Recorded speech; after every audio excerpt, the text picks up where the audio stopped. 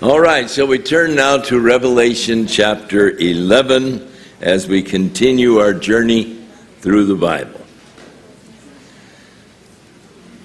John tells us here in chapter 11, "There was given to me a reed like a rod, and the angel stood saying, 'Rise and measure the temple of God and the altar, and those that worship therein. But the court which is without the temple, leave it out. Don't measure it, for it's given unto the Gentiles, and the holy city shall they tread underfoot for 42 months. Ezekiel measured this same wall.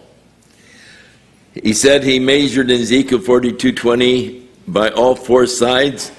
It had a wall around it, 500 reeds long and 500 broad, to make a separation between the sanctuary and the profane place. God has a 7-year covenant with the nation of Israel, which is yet to be fulfilled. It was a 70-week or 77-year period that God had established for the nation of Israel to bring in really the coming of Christ ultimately. There was to be 69 7-year periods between the commandment to restore and rebuild Jerusalem to the coming of the Messiah, the Prince. At the time that Daniel was writing his prophecy, he was in captivity in Babylon, and the Lord was telling him that from the time the commandment would go forth to restore and rebuild Jerusalem, which had been destroyed by the Babylonian army, it would be 69 7-year periods, or 483 years. March 14th, 445 BC, King Artaxerxes gave to Nehemiah the commandment to restore and rebuild Jerusalem. 69 7-year periods, or 483 years later, Jesus made his triumphant entry into Jerusalem. The Messiah, the Prince, did come, presented himself as their Messiah, but as the prophecy to Daniel went on, but the Messiah will be cut off and not receive the kingdom. So Jesus was cut off, as we know, crucified, did not receive the kingdom, and the Lord then did prophesy to Daniel that the Jews would then be dispersed, but that left the 1 7-year cycle unfulfilled.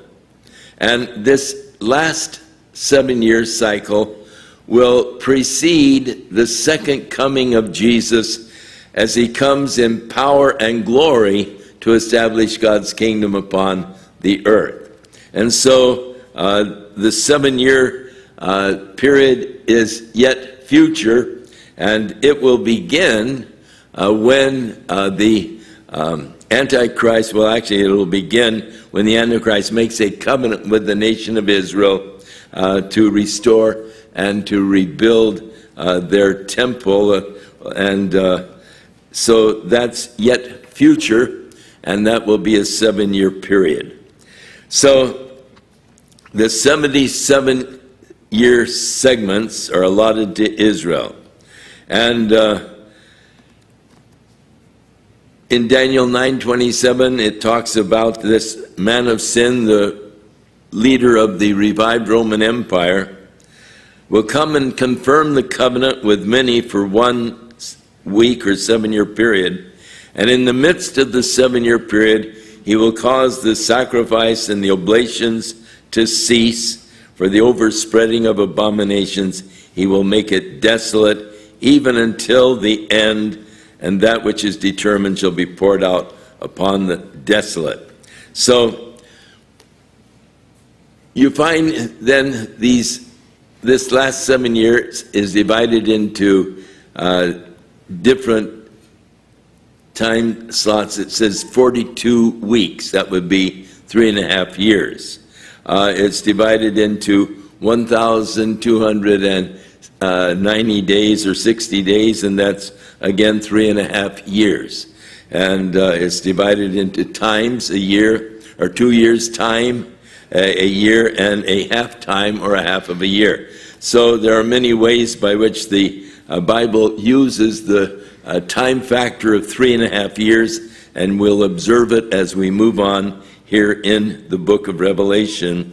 This 7-year period divided into 2 sections of 3.5 years.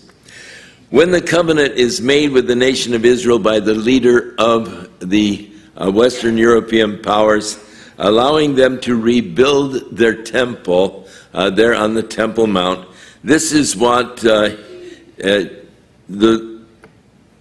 11th chapter, verses 1 and 2 is talking about. As John is given the reed like unto a rod about 10 feet, and the angel stood saying, Rise and measure the temple of God, the altar and those that worship, but the court which is without, don't measure it, because it's been given to the Gentiles.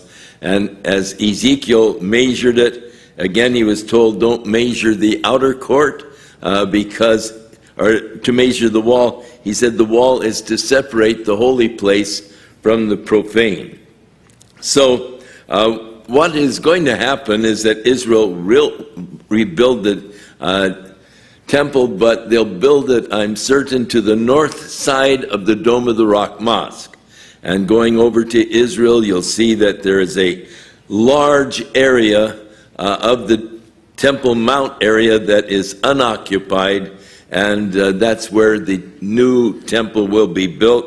A wall will be erected to separate it from the Al-Aqsa Mosque and the Dome of the Rock on the southern part of the Temple Mount area, and the temple will be rebuilt in from the east gate on the northern part of the Temple Mount area. You go over there and it becomes very obvious where it's going to be built, and there are many of the scholars who believe that Solomon's temple did not stand where the Mosque of Omar presently stands, but it was actually north of it, some 200 feet or so, and that the Dome of the Spirits that cover over this bit of bedrock was actually the site of the Holy of Holies in Solomon's temple. So that's all sort of set up.